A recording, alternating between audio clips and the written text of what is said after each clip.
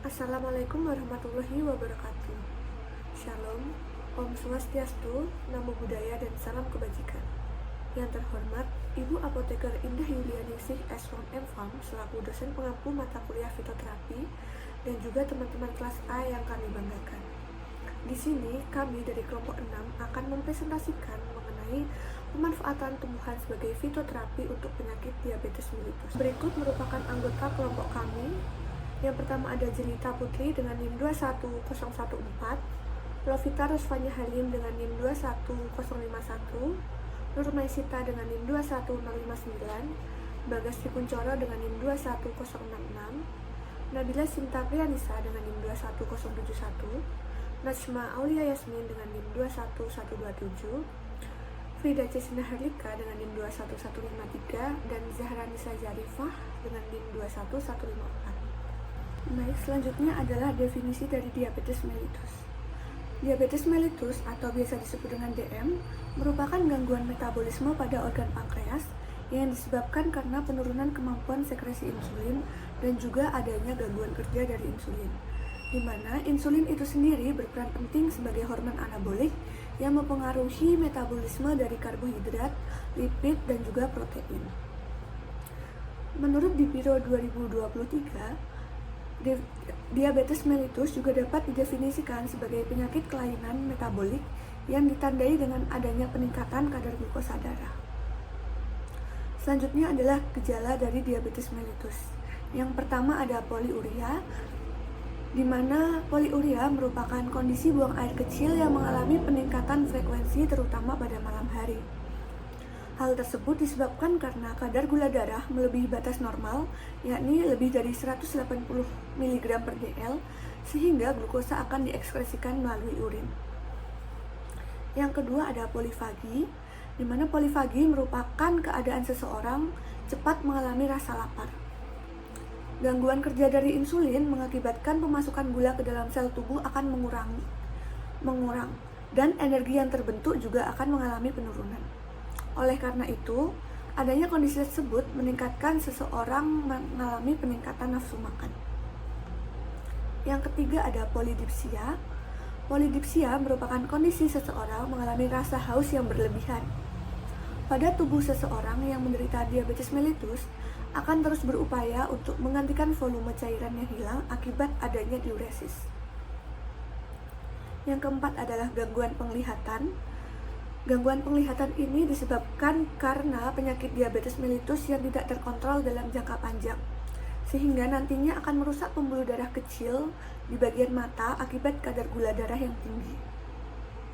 Terutama terjadi pada diabetes mellitus tipe 2, juga dapat menyebabkan penglihatan buram sementara akibat perubahan cairan di lensa mata yang membengkak. Gangguan penglihatan yang disebabkan karena diabetes disebut dengan retinopati diabetik. Yang terakhir adalah penurunan berat badan. Diabetes mellitus disebabkan karena gangguan metabolisme dampak dari kekurangan insulin yang berperan penting dalam penyerapan glukosa dari darah sebagai sumber energi.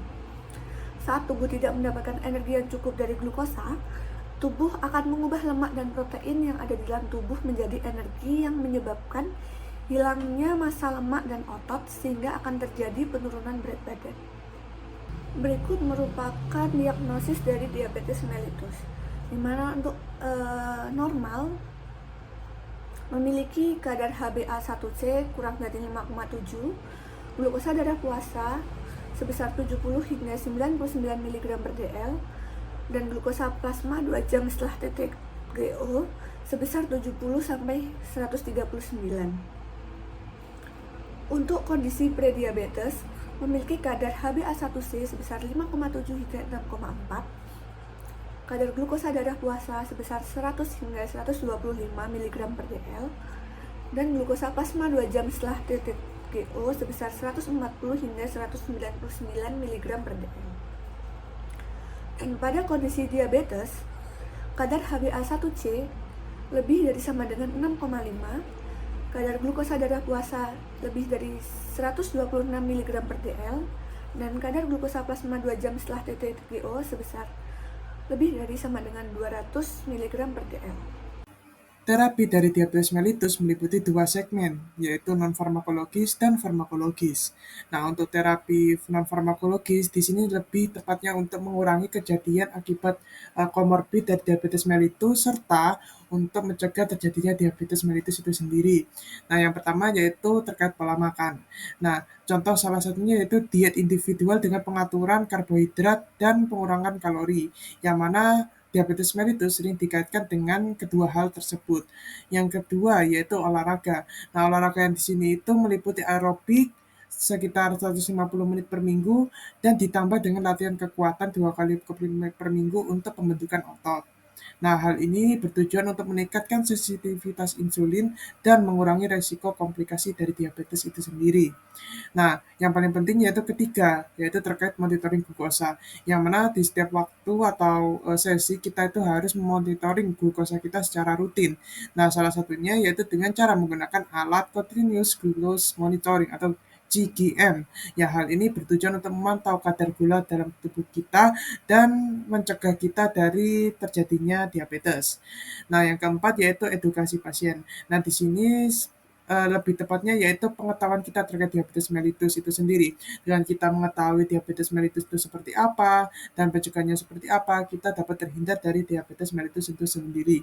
Salah satunya contohnya yaitu program Diabetes Self-Management Education, yang mana di sini ini program ini menekankan terkait pemahaman pengelolaan penyakit dan pencegahan komplikasi dari diabetes mellitus itu.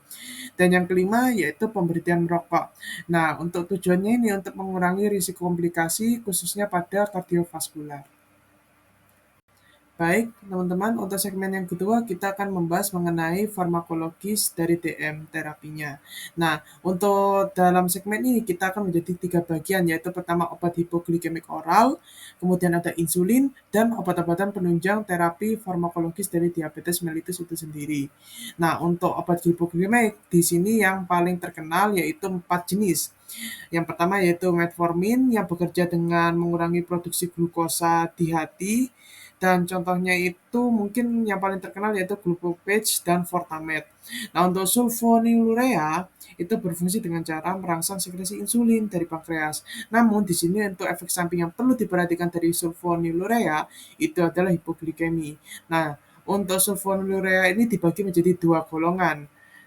Maksud saya dua generasi, yaitu generasi pertama yaitu chlorpropamid dan generasi kedua yaitu glibenclamid. Kemudian yang ketiga yaitu inhibitor SGLT2. Nah, untuk fungsinya itu yaitu meningkatkan ekskresi glukosa melalui urin.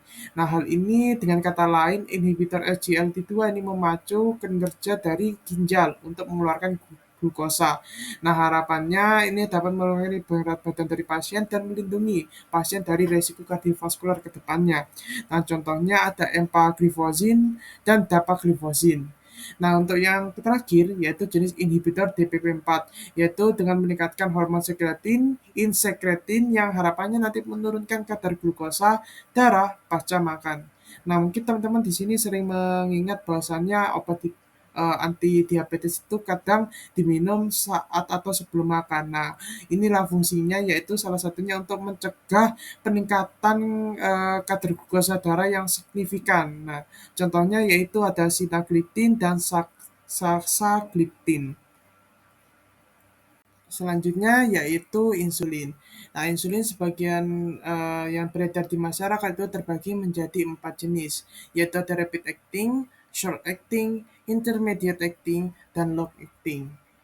Nah, untuk masing-masing jenisnya ini itu dibedakan menjadi seberapa cepat insulin itu bekerja dan seberapa lama insulin itu berada dalam tubuh. Nah, untuk rapid acting dan long acting itu biasanya diindikasikan untuk type 1 diabetes atau pasien dengan diabetes tipe 1. Nah, untuk diabetes tipe 2 itu meliputi keseluruhan dari jenis ini. Nah, untuk rapid acting ini kerjanya sangat cepat, namun dalam tubuh juga singkat.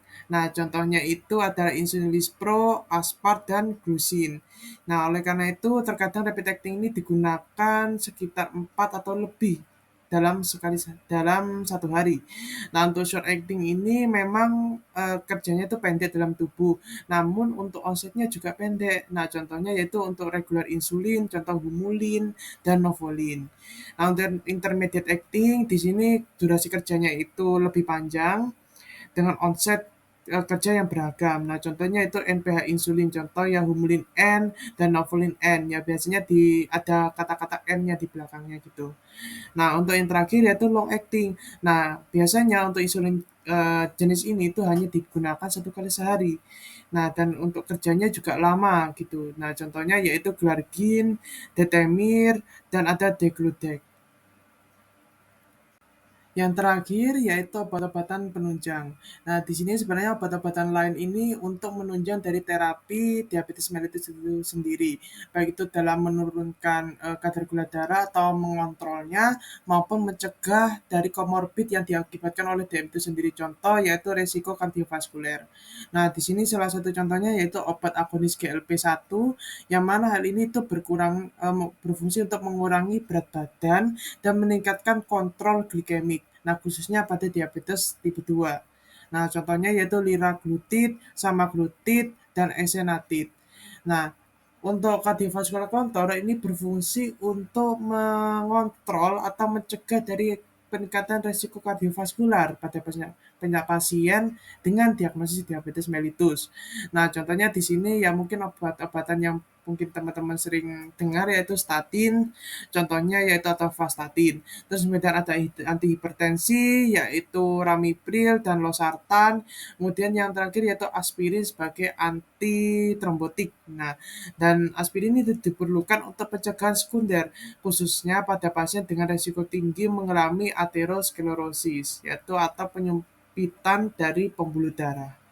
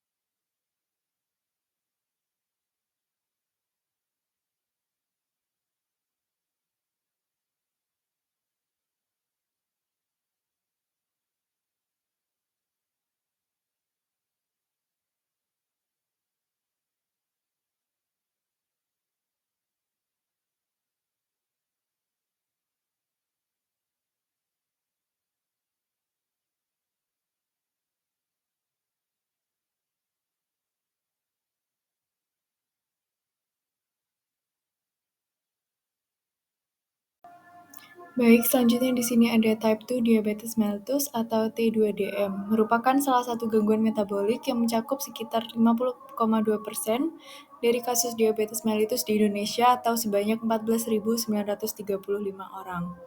Diabetes mellitus tipe 2 merupakan penyakit diabetes kronis yang paling umum dan umumnya terjadi pada orang dewasa. Penyebab utama dari diabetes mellitus tipe 2 ini adalah jaringan yang sudah tidak mampu untuk merespon insulin atau dengan kata lain, sensitivitas jaringan terhadap insulin sudah menurun serta produksi insulin yang terganggu oleh disfungsi dari sel beta pankreas. Gangguan pada produksi atau sekresi insulin menyebabkan kadar glukosa dalam darah sangat tinggi, serta kemampuan tubuh untuk menjaga kadar glukosa dalam rentang normal menjadi sulit.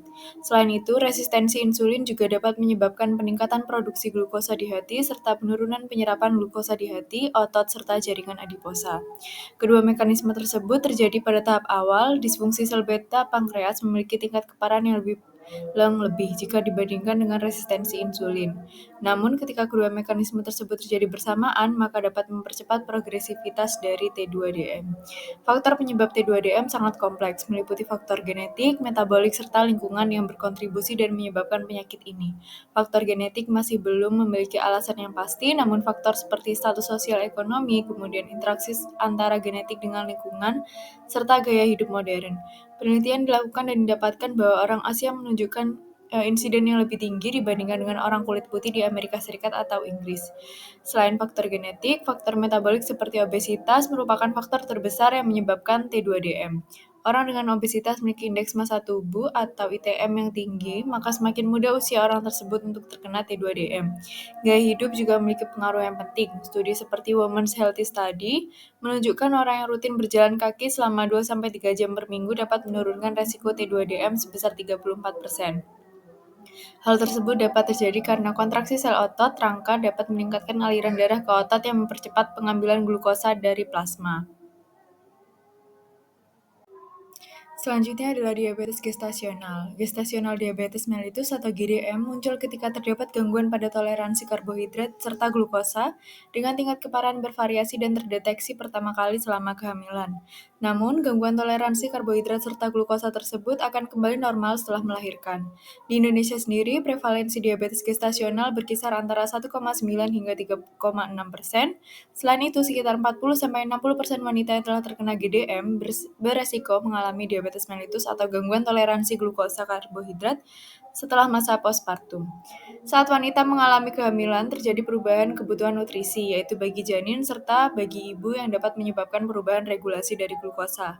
Selain itu, hormon dari plasenta seperti HPL atau Human Placenta Lactogen, prolaktin, estrogen, dan progesteron dapat mempengaruhi kerja dari insulin. Pada trimester ketiga, sensitivitas insulin pada ibu hamil menurun hingga 56%, serta produksi glukosa basal meningkat 30%.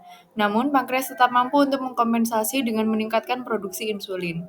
Pada diabetes mellitus gestasional, pankreas gagal menghasilkan insulin yang cukup selama kehamilan, sehingga menyebabkan kadar glukosa di dalam darah meningkat atau hiperglikemi. Terdapat beberapa faktor penyebab ibu hamil mengalami GDM, baik yang dapat diubah maupun tidak dapat diubah, seperti usia lanjut, riwayat keluarga dengan diabetes, serta etnis seperti Asia Selatan, Timur Tengah, dan juga Karibia. Salah satu resiko yang dapat diubah adalah obesitas yang dapat meningkatkan resiko GDM 2-8 kali lipat. Ibu hamil dengan obesitas dapat merubah pola hidupnya untuk mencegah dan mengurangi resiko GDM. Baik, next kita masuk ke komplikasi penyakit DM. Yang pertama yaitu diabetes ketoasidosis atau biasa disingkat DKA, yang merupakan salah satu komplikasi metabolik penyakit DM kategori akut di mana adanya dekompensasi atau kekacauan metabolik dalam tubuh. Biasanya ditandai dengan asidosis metabolik, ketonemia atau peningkatan konsentrasi keton, hipergliklemi, dan biasanya DKA ini ditemukan pada penyakit DM tipe 1. DKA dapat diklasifikasikan berdasarkan tingkat keparahannya menjadi 3, yaitu ringan, sedang, dan berat. Untuk patofisiologisnya yaitu berawal dari kekurangan insulin dan adanya peningkatan hormon kontraregulasi, menyebabkan terjadi peningkatan glukogenesis dan gangguan pemanfaatan glukosa, sehingga akan memperburuk kondisi hiperglikemi dan juga nantinya akan menyebabkan ketonemia pada pasien. Untuk komplikasi DKA ini bisa menyebabkan beberapa beberapa manifestasi klinis. Yang pertama seperti poliuri, polifagi, mual muntah, dan terjadinya penurunan kesadaran. Untuk tata laksananya, menurut Perkeni tahun 2022 itu bisa diberikan dengan terapi insulin secara IV, sedangkan pada pasien tanpa riwayat DKA atau hiperglikemi baru dapat dipertimbangkan untuk terapi non-insulin atau insulin basal untuk menurunkan resiko hipoglikemi dan bisa ditambahkan dengan pemberian KCL ke dalam cairan IV. Untuk komplikasi kedua yaitu ada hiperosmolar hyperglycemic state atau yang biasa disingkat dengan HHS. Komplikasi ini biasanya muncul pada pasien DM tipe 2, di mana kondisinya itu terjadi akibat gangguan metabolik yang ditandai dengan hiperosmolaritas atau adanya peningkatan osmolaritas plasma di atas 320 miliosmol per kilo. Sedangkan dapat terjadi hiperglikemi berat dan juga dehidrasi tanpa disertai ketoasidosis. Untuk etiologi atau penyebab dari komplikasi HHS ini bisa disebabkan karena adanya infeksi seperti infeksi saluran pernafasan, saluran kencing, sepsis, adanya kelainan genitourinary, maupun adanya faktor obesitas dan konsumsi minuman kaya karbohidrat. Selanjutnya untuk patofis dari HHS ini mirip dengan patofisiologi dari DKA, yaitu berawal dari kekurangan atau defisit insulin serta adanya pelepasan hormon kontraregulasi seperti kortison, glukagon, dan sebagainya. Namun apabila dibandingkan dengan DKA, produksi badan keton pada dekomplikasi HHS ini lebih sedikit karena pada komplikasi HHS ini insulin itu masih dapat bekerja dan diproduksi dengan tingkat lebih tinggi oleh sel beta pankreas, sehingga produksi hormon glukagonnya itu lebih rendah dan konsentrasi insulinnya itu masih tersedia dalam proses penghambatan liposis, sehingga tidak terjadi peningkatan kadar badan keton ataupun lebih sedikit menyebabkan ketonemia. Selanjutnya untuk manifestasi klinis dari HHS ini, yang pertama poliuri, polidipsi, takikardi, dehidrasi, kejang, dan bahkan penurunan kesadaran. Untuk tata laksananya sama menurut Perkeni tahun 2022, yaitu bisa diterapi koreksi cairan, insulin, kalium, dan karbonat. Juga pada pasien HS sebelum diberikan insulin itu harus diberikan dalam rute cairan intravena terlebih dahulu untuk memperbaiki perfusi jaringan, mereksi keseimbangan elektrolit, dan mengurangi konsentrasi gula darah.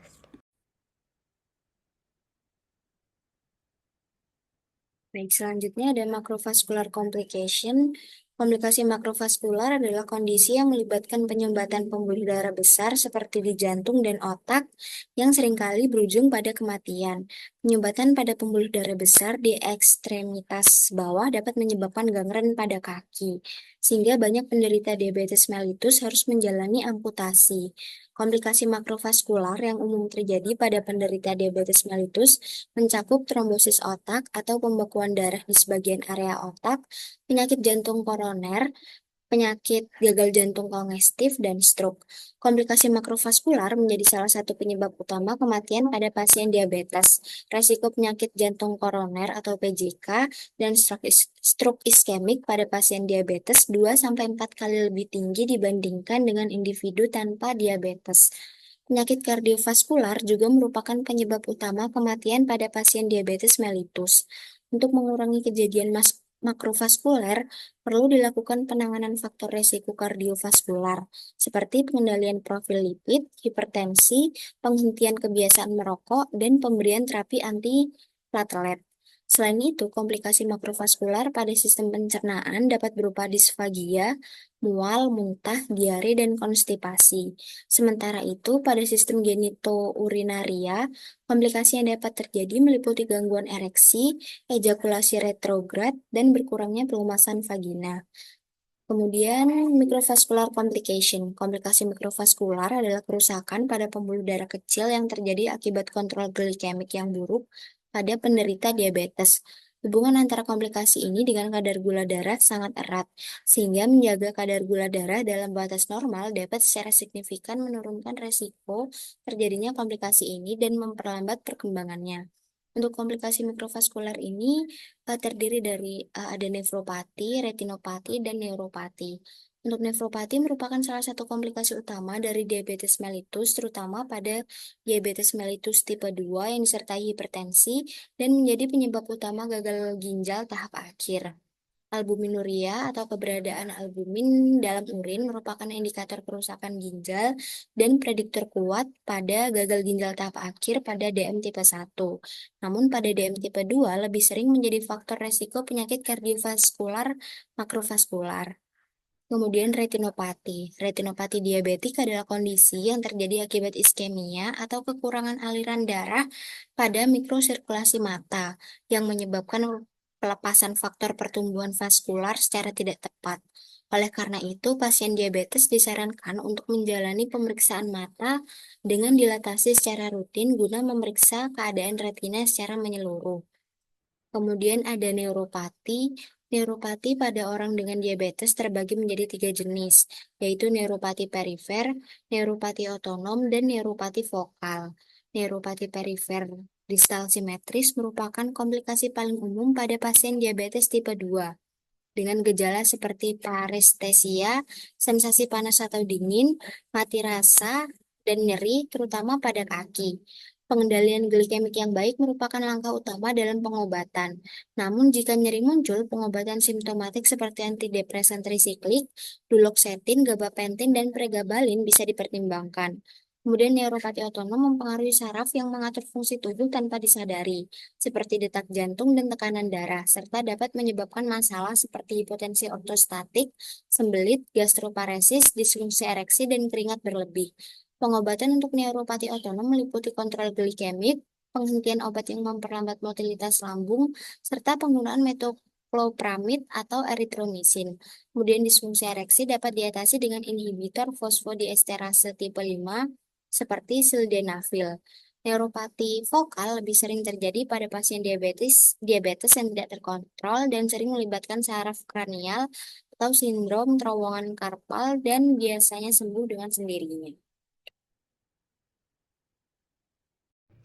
Selanjutnya yaitu beberapa tanaman herbal yang telah diidentifikasi memiliki efek antihiperglikemik atau bisa menjadi agen antidiabetes.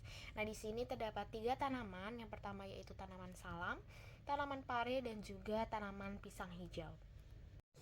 Yang pertama yaitu tanaman salam atau dalam bahasa Latin Syzygium polyanthum. Ini merupakan tanaman penghasil daun rempah yang biasanya digunakan sebagai masakan di Indonesia. Nah, tanaman ini memiliki tinggi hingga 30 meter dengan daun jenis daun ringkas tunggal dengan aroma khas dan bunganya jenis Dwijantina berwarna putih dengan buah berbiji tunggal, hijau semasa muda dan menjadi merah tua atau hitam keunguan setelah masak.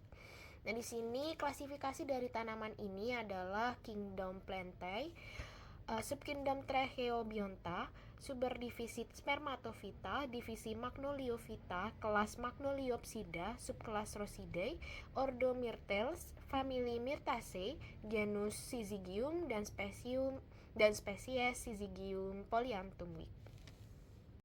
Selanjutnya bagian tanaman salam yang diambil ini merupakan bagian daun segarnya yang nantinya akan dibuat menjadi ekstrak etanol daun salam, yang mana dengan cara daun segarnya itu dicuci dengan air mengalir dan dikeringkan di tempat teduh.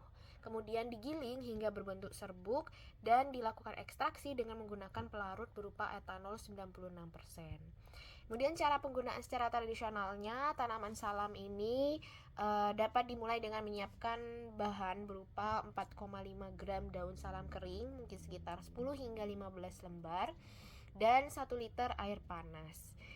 Nah, untuk caranya daun salam terlebih dahulu dicuci bersih untuk memastikan tidak adanya kotoran yang menempel, kemudian dimasukkan ke dalam wadah tahan panas dan disiram dengan air panas dan direndam selama 15 hingga 20 menit. Jadi tunggu hingga air berubah warna dan mengeluarkan aroma khas daun salam. Kemudian rendaman air disaring untuk memisahkan daun dari air rendaman dan kemudian baru bisa dapat dikonsumsi dalam kondisi hangat maupun dingin, bisa sesuai selera. Namun disarankan untuk mengonsumsi 1 hingga 2 gelas, yaitu sekitar 200 hingga 250 ml per hari, semisal di pagi dan sore hari. Kemudian di sini ada senyawa aktif yang terkandung dalam tanaman salam. Yang pertama yaitu flavonoid, yang merupakan senyawa antioksidan yang berperan dalam mengurangi stres oksidatif, meningkatkan sekresi insulin, dan melindungi sel beta pankreas dari kerusakan oksidatif. Kemudian ada juga tanin yang memiliki aktivitas antidiabetes dengan menghambat enzim alfa amilase dan alfa glukosidase sehingga dapat memperlambat pencernaan dan penyerapan glukosa. Kemudian terdapat fitol yang berkontribusi pada pengaturan aktivitas metabolisme glukosa dan meningkatkan sekresi insulin. Kemudian yang terakhir yaitu eugenol atau squalene yang memiliki aktivitas antioksidan dan antihiperglikemik dengan mekanisme yang mendukung fungsi enzim yang terlibat dalam metabolisme glukosa. Baik, teman-teman, di sini saya ingin untuk melanjutkan penjelasan dari rekan saya barusan, yang mana di sini saya ingin menjelaskan terkait efek antihiperglikemik atau mekanisme kerja serta data penelitian praklinis yang telah dilakukan terhadap ekstrak atau senyawa yang terdapat pada Syzygium polyanthum atau tanaman salam. Nah, untuk antihiperglikemiknya ini, yaitu tanaman itu tuh mampu menghambat enzim dipeptil peptidase 4, alfa glukosidase alfa amilase. Nah, hal ini itu akan menghambat penyerapan glukosa di jejunum, yang mana sekaligus antihiperglikemik ini itu juga meningkatkan sekresi insulin oleh sel G pankreas dengan perubahan metabolisme glukosa. Nah, jadi di sini ada 3 efek yang berbeda nih dalam ekstrak Syzygium polyanthum ini. Nah, untuk data penelitian praklis yang dilakukan yaitu dengan menggunakan tikus Wistar yang diinduksikan dengan hiperglikemia. Nah, oleh induksi ini itu menggunakan aloksan dengan dosis 125 mg per kilogram berat badan per minggu. Nah, kemudian dari tikus Wistar yang sudah dihiperglikemiakan itu diuji dengan beberapa sampel. Yang pertama yaitu kontrol positif, yaitu glibenclamide, kemudian ada ekstrak daun salam, dengan 3 konsentrasi yang berbeda yaitu 0,5, 2 mg, dan 5 mg, yang yaitu selanjutnya yaitu glibenclamide 0,18 mg per hari dalam 200 gram berat badan dari mencit tersebut. Nah, dari penelitian ini itu disimpulkan dan didapatkan hasil bahwasannya ekstrak daun salam dengan dosis 5 mg per kilogram berat badan menunjukkan penurunan signifikan nih kadar glukosa darah dan advanced glycogen end product atau ADFS yang mana itu lebih baik daripada glibenclamide dengan dosis 0,18 mg per hari per 200 gram berat badan, yaitu mencapai 65,91%.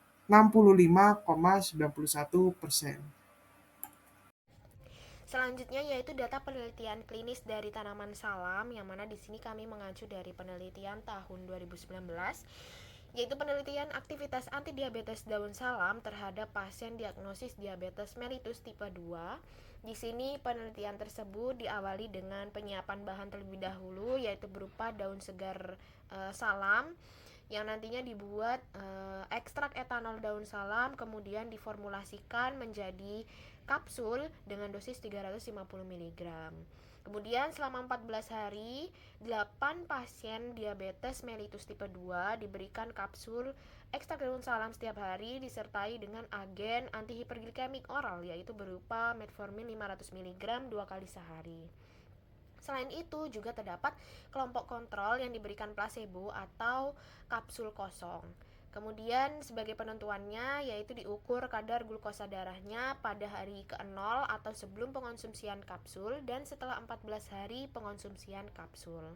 Kemudian selama pemberian pengobatan dicatat keluhan yang dialami oleh ke-8 pasien.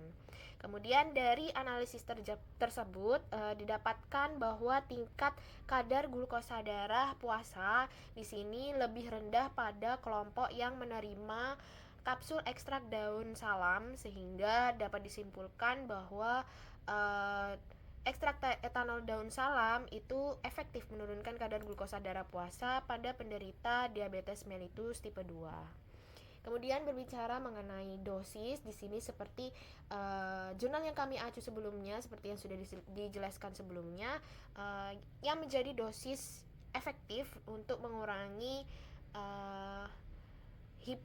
hiperglikemik dari seorang pasien di sini adalah ekstrak etanol daun salam yang diformulasikan dalam bentuk kapsul dengan dosis 350 mg per hari yang dikombinasikan dengan metformin 500 mg sebagai kontrol positifnya. Kemudian dari kombinasi keduanya di sini menjadi kombinasi yang tepat untuk menurunkan kadar glukosa darah dari seorang pasien. Kemudian untuk kontraindikasinya di sini diperhatikan dalam pengonsumsiannya. Biasanya daun salam itu dikonsumsi dalam bentuk utuh, tapi tidak disarankan karena memiliki sifat yang sulit untuk dikunyah. Kemudian kontraindikasi kepada ibu hamil dan menyusui karena masih tidak banyak informasi terkait aman tidaknya ekstrak daun salam ini kepada kondisi hamil dan menyusui. Kemudian juga kondisi akan atau sedang melakukan pembedahan karena daun salam itu ditemukan dapat memperlambat sistem saraf pusat, sehingga apabila nantinya dikombinasikan dengan adanya obat anestesi maka dapat memperlambat sistem saraf pusat yang terlalu tinggi. Kemudian di sini interaksi terhadap makanan atau tanaman lain dari daun salam itu belum ditemukan dan interaksi dari obat-obatan lainnya terhadap daun salam malah ditemukan karena yang pertama di sini ada obat penenang atau antidepresan yang mana daun salam apabila dalam jumlah besar itu dapat menyebabkan kantuk dan pernapasan melambat. Sedangkan obat penenang juga dapat menyebabkan kantuk dan pernapasan lambat, sehingga apabila keduanya bertemu atau dikombinasikan dan diberikan kepada pasien, maka meningkatkan resiko kantuk yang lebih tinggi dan atau masalah pernapasan.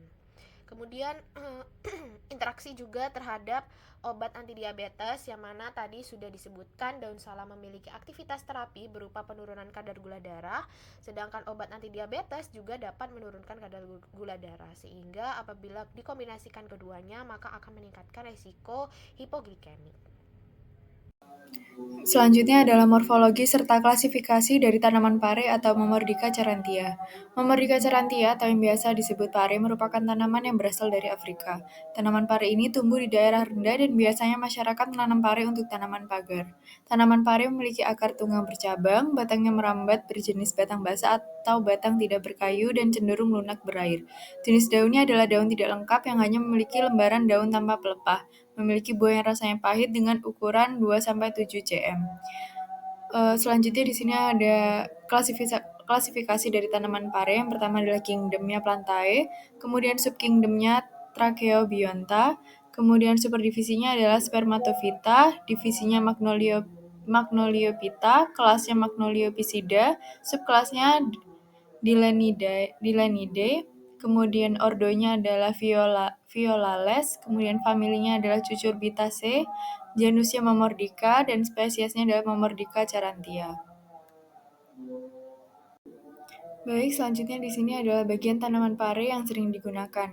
Penggunaan tanaman pare atau Momordica charantia sebagai antidiabetes sudah lama diketahui oleh masyarakat. Bagian tanaman yang digunakan juga berbeda-beda tergantung penggunaannya. Dari beberapa literatur, beberapa di antaranya yaitu yang pertama adalah pada penelitian Haryoto tahun 2019, bagian tanaman yang digunakan adalah buah pare yang kemudian diekstraksi dengan etanol. Ekstrak etanol buah pare mampu menurunkan kadar glukosa darah pada tikus Wistar. Selanjutnya ada pada penelitian Mutiara tahun 2014, bagian tanaman yang digunakan adalah daun yang memiliki kandungan flavonoid. Ekstrak flavonoid daun pare dapat menunjukkan terjadinya penurunan kadar glukosa pada uji in vitro. Selanjutnya adalah pada penelitian Ahmad tahun 2018, bagian tanaman yang digunakan adalah bagian biji pare. Pengujian dilakukan secara in vitro dan menunjukkan terjadinya penurunan kadar glukosa darah dengan nilai hambatan enzim alfa-glukosidase. Baik, selanjutnya adalah cara penggunaan secara tradisional tanaman pare. Banyak sekali cara penggunaan yang digunakan oleh masyarakat secara umum. Yang pertama adalah infusa pekat, kemudian jus segar, dan juga tanaman pare segar serta freeze drying. Berikut saya paparkan penelitian yang membuktikan bahwa tanaman pare yang Cara penggunaannya seperti masyarakat ini dapat menurunkan glukosa atau digunakan untuk pengobatan diabetes. Nah, pada penelitian Hasana tahun 2018 digunakan infusa pekat buah pare dengan dosis 0,3 mili per 200 gram BB yang dapat menurunkan kadar glukosa darah hingga 87,21% dan mencapai kadar normal setelah 14 hari penggunaan. Kemudian pada penelitian Surawan tahun 2014 digunakan jus segar dan juga rebusan pare dengan dosis 0,36 gram per 0,9 mili yang diberikan kepada tikus diabetes. Hasil menunjukkan bahwa kadar glukosa darah mengalami penurunan yang signifikan dibandingkan kontrol setelah 8 hari. Dan penelitian yang ketiga adalah oleh Wang tahun 2019 digunakan dua metode pemrosesan yaitu tanaman pare yang segar dan freeze drying. Hasil menunjukkan bahwa tanaman pare segar memiliki efek penghambatan amilase secara signifikan. Baik, selanjutnya adalah dosis dari tanaman pare.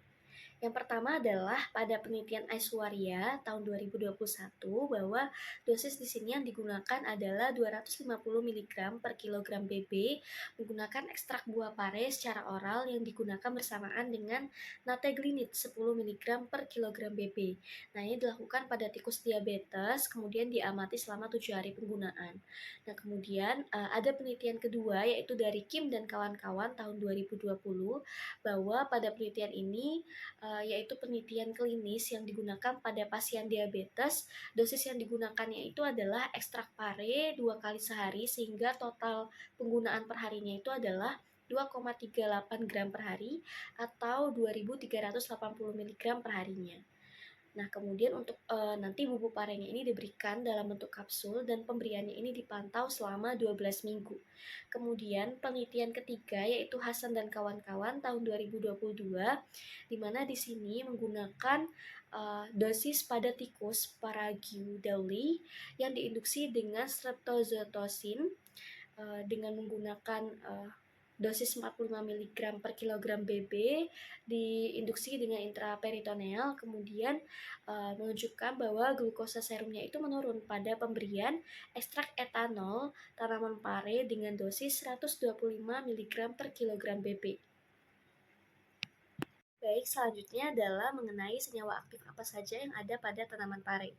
Nah, yang pertama ada asam linoleat terkonjugasi berfungsi sebagai pengatur keseimbangan lipid dan juga glukosa melalui induksi aktivitas asil CoA oksidase dan juga berfungsi sebagai aktivator reseptor proliferator peroksisom alpha atau PPAR alpha.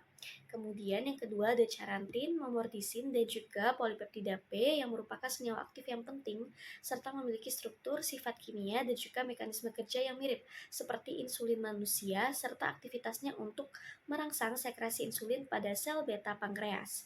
Yang ketiga ada triterpenoid dengan aktivitas sebagai pengendali keseimbangan glukosa darah melalui peningkatan aktivitas adenosin 5 monofosfat atau AMP, aktivasi protein kinase atau AMPK, dan juga mekanisme ini sering dengan peningkatan penyerapan glukosa dan oksidase asam lemak serta menghambat sintesis lipid dan glukosa hepatik yang dikeluarkan. Kemudian yang keempat ada momortikosida dan juga karafilosida pada tanaman ini yang memiliki aktivitas untuk meningkatkan glukosa masuk yang diinduksi ke dalam sel dan juga merangsang oksidasi asam lemak dan juga pembuangan glukosa. Selanjutnya adalah mekanisme kerja dari tanaman pare ini sendiri. Yang pertama, efek tanaman ini sebagai antidiabetes melalui penekanan mitogen activated protein kinase atau MAPK serta NF-κ-beta sel pankreas dengan tujuan untuk menghambat kematian sel beta pankreas yang diinduksi oleh sitokin yang mengaktifkan MAPK lainnya seperti stress activated protein kinase, NF-κ-beta, P38-MAPK, dan juga extracellular regulated protein kinase atau ERK. Kemudian mekanisme kerja kedua adalah menginduksi produksi insulin serta memperbaiki resistensi insulin dengan menstimulasi terjadinya emisi insulin dari sel pankreas endokrin dan menyebabkan glukosa diserap di hati. Nah, yang ketiga adalah meningkatkan katabolisme asam lemak dan juga glukosa dengan menginduksi ekspresi gen peroxisome proliferator activated receptor gamma atau PPAR Y yang berasal dari biji M. charantia atau dari biji tanaman pare. Nah, PPAR ini berfungsi penting dalam koordinasi proses metabolisme, salah satunya adalah metabolisme glukosa. Kemudian mekanisme yang keempat adalah peningkatan sensitivitas insulin dengan meningkatkan ekspresi GLUT4, glukosa transporter 4, serta pada hati atau IRS1, insulin reseptor substrat 1. Baik, selanjutnya terkait dengan kontraindikasi. Jadi, untuk tanaman pare ini sendiri dikontraindikasikan pada pasien siapa saja. Nah, jadi dia ini dikontraindikasikan pada pasien yang memang mengalami defisiensi glukosa 6-fosfat dehidrogenase atau G6PD. Nah, yang umumnya terjadi pada anak lelaki. G6PD ini sebagai kelainan genetik yang dapat berpengaruh pada sel darah merah yang membawa oksigen dari paru-paru ke jaringan di seluruh tubuh. Pada individu yang terkena, cacat pada enzim yang disebut glukosa 6-fosfat dehidrogenase ini menyebabkan sel darah merah rusak sebelum waktunya atau hemolisis. Nah, pada pasien ini tidak diperbolehkan mengonsumsi tanaman pare yang memiliki senyawa visin atau glikosida alkaloid pada bagian bijinya dan bersifat toksik pada pasien G6PD. Selain itu, tanaman ini juga dikontraindikasikan untuk pasien-pasien wanita yang sedang hamil atau menyusui karena adanya data terkait efek samping kematian pada janin dan juga emmenagogie atau perangsang aliran darah menstruasi. Selanjutnya adalah interaksi antara tanaman pare dengan obat, tanaman herbal, dan juga makanan. Nah, jadi pada penelitian pertama yaitu Pramesti dan kawan-kawan tahun 2019 bahwa terdapat interaksi antara tanaman pare dan juga metformin, di mana ketika tanaman pare ini diinjeksikan dalam bentuk jus dengan dosis 77,58 gram per mili dan juga obat metformin pada tikus diabetes yang diobati dengan sari pare dan metformin selama 21 hari. Nah, terdapat penurunan glukosa darah secara signifikan pada tikus sebelum perlakuan dan juga setelah perlakuan dan menurunkan berat badan dengan efek samping berupa penurunan nafsu makan. Nah, jadi efek sampingnya itu berupa peningkatan secara signifikan kinerja dalam menurunkan glukosa darah. Kemudian untuk yang kedua adalah interaksi antara tanaman pare dan juga pazobanib, di mana penggunaan pada pasien dengan karsinoma ginjal dengan pengobatan pazobanib dan mendapatkan ekstrak pare selama 4 hari yaitu dengan dosis 100-120 ml per hari terjadi pankreatitis akut. Nah, ini dari penelitian Oktay dan kawan-kawan tahun 2022. Kemudian penelitian ketiga yaitu dari Aiswarya tahun 2021 yaitu antara tanaman pare dan juga nateglinid, di mana di sini dibandingkan antara penggunaan tanaman pare dengan dosis 250 mg per kilogram BB dengan obat antidiabetik nateglinid serta karantin murni 10 mg per kilogram BB, di mana nateglinid ini merupakan obat antidiabetik yang memang digunakan gitu ya. Nah, ketika dia digunakan bersamaan dengan tanaman pare, ternyata didapatkan hasil aktivitas yang lebih baik pada kelompok penggunaan tanaman pare dan juga nateglinid dibandingkan dengan nateglinid dicampur dengan karantin murni seperti itu. Kemudian untuk interaksi antara tanaman pare dengan tanaman obat tanaman atau herbal-herbal lainnya dan juga interaksi antara tanaman pare dan juga makanan itu tidak ditemukan data literatur lebih lanjut sehingga dianggap aman untuk interaksi dengan makanan dan juga tanaman herbal lainnya. Selanjutnya adalah terkait dengan penelitian klinis untuk tanaman pare ini sendiri dalam mengobati diabetes, di mana di sini adalah penelitian dari Kim dan kawan-kawan tahun 2020 pada pasien dengan diabetes mellitus tipe 2 melalui studi terkontrol acak. Nah, di sini pasien usianya 20 hingga 70 tahun dengan kadar hemoglobin kurang dari 7,5% dan terdapat di sini 96 pasien, di mana 30 pasien itu adalah kelompok placebo dan 66 pasien adalah kelompok pare, di mana parenya ini diberikan dengan ekstrak pare dosis 2 kali sehari dalam bentuk kapsul dengan total dosisnya 2.380 mg setiap hari per harinya gitu ya. Kemudian kedua kelompok ini dipantau selama 12 minggu untuk melihat perubahan HbA1c, perubahan glukosa puasa, profil lipid serta keamanan. Nah, hasil yang didapatkan tidak ada perbedaan antara kadar HbA1c awal pada pare dengan menggunakan pare pada pasien, tetapi pada kelompok plasebo di sini menunjukkan kadar HbA1c-nya ini meningkat secara signifikan dari kadar awal. Nah, kemudian pada kadar glukosa puasa pada kelompok pare ini membaik dan pada kelompok plasebo itu malah memburuk. Kemudian tidak terdapat perubahan signifikan pada profil lipid kelompok pare dengan yang awal, tetapi pada kelompok plasebo ini kadar trigliseridanya itu meningkat. Kemudian serta tidak terdapat perubahan baik pada enzim hati dan juga serum kreatinin. Nah, efek samping dengan menggunakan tanaman pare ini diketahui memiliki kejadian buruk yang terdeteksi berupa gejala gastrointestinal, anoreksia, mual, ruam kulit, dan juga urinnya itu menimbulkan busa. Seperti itu.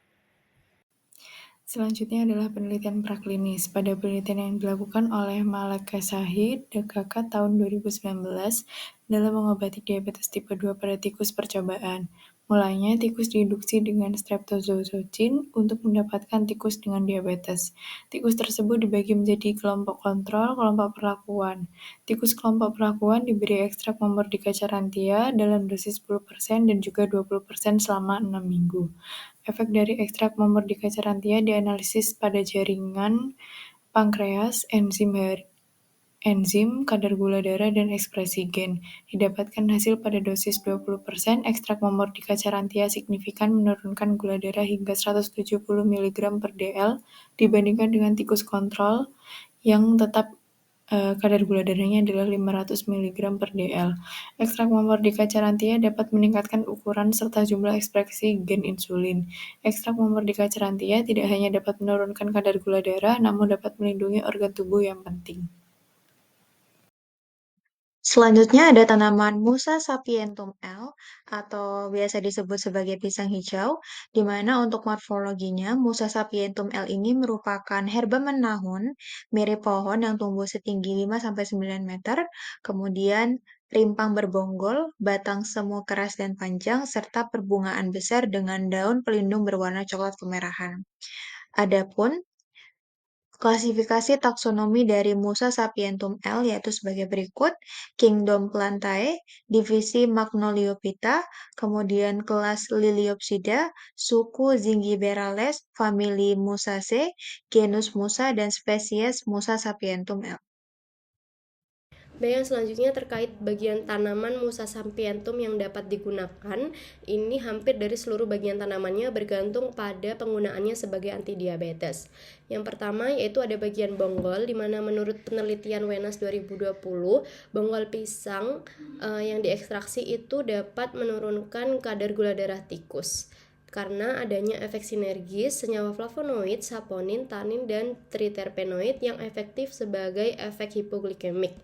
Yang kedua yaitu bagian daun pisang yang mana berpotensi memiliki aktivitas antidiabetes karena adanya senyawa flavonoid, fenolik, dan tanin, di mana berperan dalam meregenerasi sel-sel beta pankreas yang rusak dan meningkatkan sensitivitas reseptor insulin.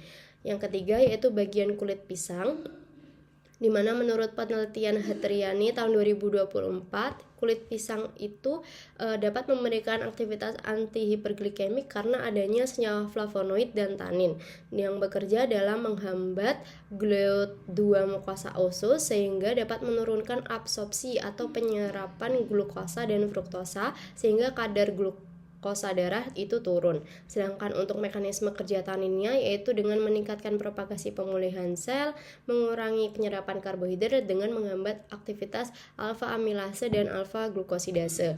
Yang keempat yaitu bagian bunga pisang, itu diketahui menurut penelitian Ramu tahun 2014 memiliki aktivitas antihiperglikemi dengan menghambat alfa glukosidase yang mana itu disebabkan karena adanya senyawa aktif dari umbelliferon ataupun lupeol. Dan yang terakhir yaitu bagian buah pisang, menurut penelitian Kresya 2014 itu buahnya itu dapat menurunkan kadar glukosa darah dan kadar kolesterol pada dosis 250 gram pisang dalam sehari karena di dalamnya itu terkandung serat, flavonoid, dan magnesium.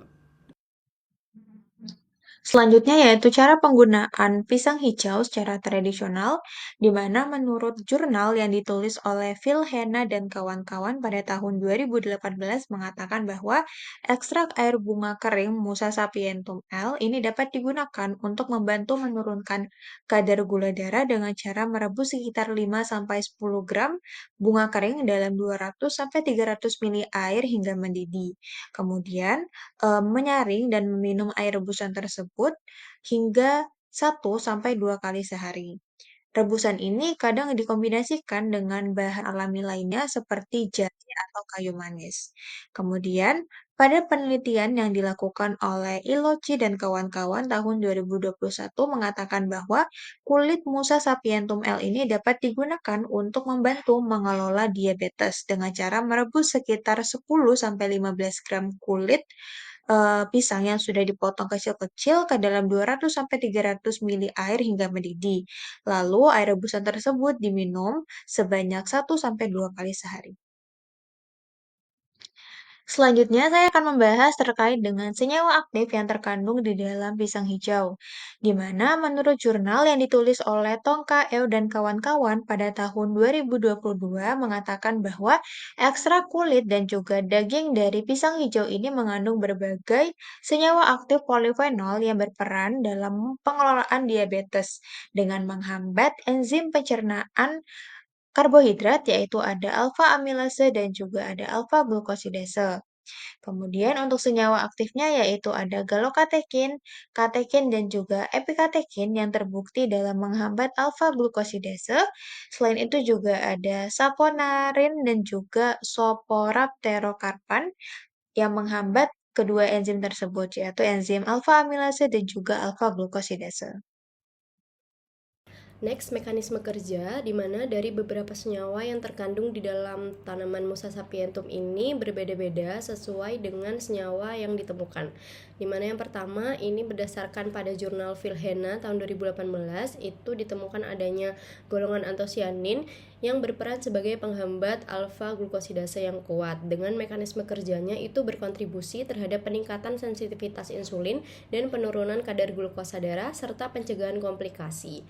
Nah, yang kedua ini ada asam vanilat yang termasuk golongan asam fenolik, di mana mekanisme kerjanya itu menghambat enzim seperti alfa amilase dan aldose reduktase yang berkontribusi terhadap penurunan glikemik dan juga pencegahan komplikasi.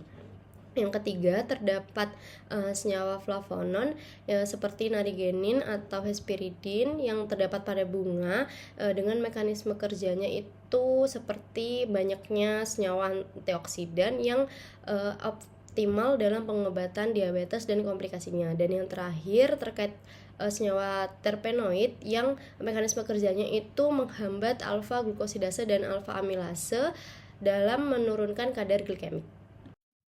Selanjutnya yaitu ada data penelitian praklinis mengenai dari khasiat pisang hijau, di mana pada penelitian yang dilakukan oleh Murti dan Felicia tahun 2015 mengenai evaluasi sifat antidiabetik dari ekstrak aseton kulit buah Musa sapientum L dengan mengukur kadar glukosa darah serum, HbA1c, dan kadar insulin plasma pada tikus wistar albino jantan. Kulit buah ini diambil dan kemudian dikeringkan dengan udara selama 72 jam. Kemudian dikeringkan dalam oven pada suhu 45 derajat hingga beratnya itu konstan. Nah, sampel kemudian digiling dan disimpan dalam wadah polietilen untuk dianalisis. Bahan yang telah kering kemudian digiling kasar hingga ukurannya itu sekitar 2-3 mm sebelum diekstraksi. Kemudian setelah itu bahan diekstraksi dengan metode perkolasi menggunakan larutan aseton selama 24 jam pada suhu kamar. Kemudian ekstrak ini disaring dan dipekatkan pada tekanan rendah pada suhu 40 derajat Celcius menggunakan rotary evaporator hingga diperoleh ekstrak padat kasar yang kemudian dikeringkan dengan cara dibekukan. Nah, penelitian ini itu dilakukan pada tikus wistar jantan albino dengan kelompok usia yang hampir sama dan berat badannya itu di antara 150 sampai 200 gram. Kemudian Hewan cobanya ini ditempatkan di kandang hewan berventilasi pada suhu 24 derajat dengan siklus terang atau gelap 12 jam dan kelembapannya itu 60 plus minus 5%. Nah, 36 tikus albino jantan ini nanti dibagi secara acak menjadi 6 kelompok percobaan di mana masing-masing kelompok itu terdapat 6 tikus. Kelompok 1 itu adalah tikus kontrol sehat yang menerima air suling, kemudian untuk kelompok 2 itu merupakan tikus diabetes dan tidak diberi pengobatan sejak awal percobaan. Kemudian untuk kelompok 3 itu merupakan kelompok tikus diabetes yang diobati dengan glibenclamid 5 mg per kilogram. Kemudian ada kelompok 4 itu merupakan tikus diabetes yang diobati dengan ekstrak aseton kulit buah Musa sapientum ini dengan dosis 200 mg per kilogram berat badan. Kemudian untuk kelompok 5 itu merupakan tikus diabetes yang diobati dengan ekstrak aseton kulit buah Musa sapientum L dengan dosis 400 mg per kilogram berat badan. Kemudian untuk kelompok 6 itu merupakan tikus non-diabetes yang juga diberi perlakuan ekstrak aseton kulit buah Musa sapientum L dengan dosis 800 mg per kilogram berat badan. Kemudian untuk durasi percobaannya itu adalah selama 45 hari dan pada akhir percobaan itu nanti diambil sampel darah dari plexus retroorbital, kemudian nanti darah dikumpulkan ke dalam tabung yang berisi larutan kalium oksalat dan natrium fluorida untuk estimasi glukosa darah dan plasma, dipisahkan untuk pengujian insulin. Nah, berdasarkan hasil percobaan, didapatkan bahwa kedua kelompok yang diberi perlakuan ekstrak aseton dari kulit buah Musa sapientum L ini, yaitu pada perlakuan 200 mg per kilogram dan juga 400 mg per kilogram, itu menunjukkan penurunan kadar glukosa darah serum yang signifikan pada hari ke-45 dibandingkan dengan kelompok diabetes. Nah, penurunan ini mengindikasikan adanya efek hipoglikemik dari ekstrak kulit buah pisang tersebut. Sedangkan untuk data kadar insulin plasma dan juga HbA1c, kelompok perlakuan yang diberikan ekstrak aseton kulit dari Musa sapientum L ini baik untuk dosis yang 200 mg per kilogram maupun yang 400 mg per kilogram ini menunjukkan peningkatan kadar insulin dan juga penurunan HbA1c yang signifikan dibandingkan dengan kelompok diabetes. Hasil ini mengindikasikan bahwa ekstrak aseton dari kulit Musa sapientum L ini memiliki efek hipoglikemik dan dapat meningkatkan sekresi insulin. Oleh karena itu, dapat disimpulkan bahwa ekstrak kulit buah pisang ini menunjukkan penurunan kadar glukosa darah puasa yang signifikan. Selanjutnya itu ada data klinis terkait efektivitas Musa sapientum sebagai anti-diabetes. Itu berdasarkan penelitian Jamaluddin tahun 2024 yang telah melakukan inovasi tepung kulit pisang menjadi olahan biskuit dalam menurunkan kadar glukosa darah pada pasien diabetes mellitus di Puskesmas Marusu dan Mandai, Kabupaten Maros, Indonesia. Pada penelitian ini menggunakan 40 pasien diabetes yang terbagi menjadi 2 kelompok, yaitu 20 pasien intervensi yang diberikan terapi metformin dan juga pemberian olahan kulit pisang, dan 20 pasien kontrol yang hanya diberikan terapi metformin saja. Kemudian dari hasil penelitiannya diketahui bahwa biskuit kulit pisang positif mengandung alkaloid, tanin, dan flavonoid yang mana efektif dalam antihiperglikemik dan juga antioksidan. Selain itu juga diketahui adanya penurunan nilai rata-rata kadar glukosa darah pada kelompok intervensi setelah mengonsumsi biskuit kulit pisang bersamaan dengan metformin sebagai obat antidiabetes. Sedangkan tidak terlihat penurunan kadar glukosa darah yang signifikan pada kelompok kontrol yang hanya menerima obat antidiabetes. Oleh karenanya dapat disimpulkan bahwa konsumsi kulit pisang yang disertai obat diabetes itu memberikan penurunan kadar glukosa darah lebih baik dibandingkan hanya dengan mengonsumsi obat antidiabetesnya saja. Selain itu, penggunaan biskuit kulit pisang sebagai terapi komplementer sebanyak 2 kali sehari dapat efektif dalam menurunkan kadar glukosa darah disertai dengan gaya hidup sehat dan pola makan serta kepatuhan dalam minum obat.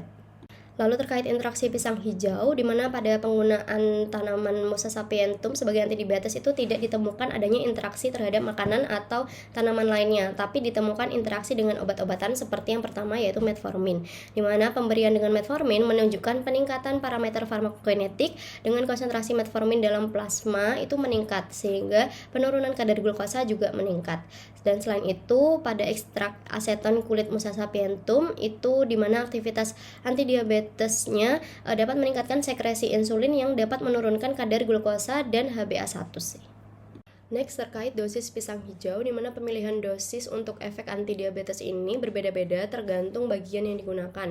Yang pertama, berdasarkan penelitian Dixit 2018, itu dosisnya 50 mg per kilo BB pada jus liofilasi dari batang Musa sapientum yang diberikan pada tikus diabetes yang diinduksi streptozotocin, di mana dengan meningkatkan kandungan insulin yang ada pada dalam tikus. Lalu yang kedua ada laporan RAO tahun 2014 di mana pada dosis 0,15, 0,2 dan 0,25 gram per kilo BB yang didapatkan dari ekstrak kloroform bunga Musa sapientum itu dapat optimal dalam menurunkan hemoglobin, glikosilasi dan kadar glukosa darah. Yang ketiga, menurut penelitian IG 2014 pada dosis 250 dan 500 mg per kilo BB yang didapatkan dari ekstrak daun Musa sapientum yang diberikan pada tikus diabetes albino jantan yang diinduksi aloksan, di mana ini mampu mengurangi aktivitas alfa amilase yang ada di dalamnya. Lalu yang keempat ada menurut penelitian Vilhena 2018 pada dosis 5 ml per hari ekstrak air dari bunga kering yang diberikan pada pasien dengan DM tipe 2. Dan yang terakhir penelitian Savitri 2021 itu pada dosis 400 mg per kilo BB atau dengan dosis optimum dari ekstrak etanol kulit pisang yang diberikan pada mencit jantan yang diinduksi alksan. Ini dapat memperbaiki kondisi glukosa darah sehingga rata-rata glukosa darah dapat menyamai kondisi normal. Selanjutnya yaitu kontraindikasi dari pisang hijau, di mana menurut beberapa pustaka dan jurnal yang saya baca, untuk pisang hijau ini tidak dianjurkan dikonsumsi bagi individu dengan alergi terhadap pisang. Kemudian, pisang hijau ini mengandung kalium yang tinggi sehingga bagi penderita penyakit ginjal atau orang yang mengkonsumsi obat-obatan tertentu yang dapat mempengaruhi kadar kalium darah, maka konsumsi pisang yang berlebihan ini dapat meningkatkan resiko hiperkalemia. Berdasarkan uraian di atas, dapat ditarik kesimpulan bahwa diabetes mellitus atau DM merupakan gangguan metabolisme yang terjadi pada organ pankreas yang disebabkan karena penurunan kemampuan sekresi insulin. DM terbagi menjadi beberapa kategori, antara lain diabetes mellitus tipe 1, diabetes mellitus tipe 2, dan diabetes gestasional.